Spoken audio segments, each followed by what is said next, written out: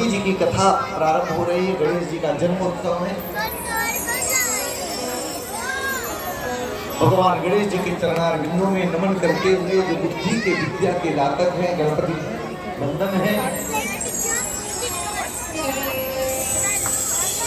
महादेव आज गणपति जी का आस करेंगे जो रिद्धि सिद्धि के दाता। यहाँ पर नव दिवसीय श्री शिव महापुराण ज्ञान महायज्ञ की कथा चल रही है, जिसके आयोजक यजमान श्रीपाद राजू पेंडेकर जी हैं, जिन्होंने हम सब के बीच में इतना सुंदर आयोजन किया है। इतनी सुंदर कथा चल रही है। आइए भगवान गणेश जी के चरणों में नमन करते हुए जय गणपति वंदन। हे गणपति गणेश गजानन भगवान, आपके चरणों में हम सब नमन करते हैं। मति है, बुद्धि है, सदैव आपके चरणों में लगी रहे। महादेव की कृपा से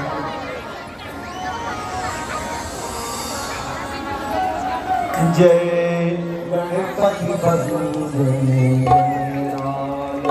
जय गणपति बंदन।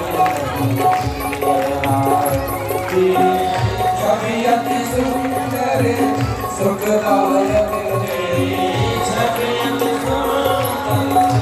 सुखदायक, गणपति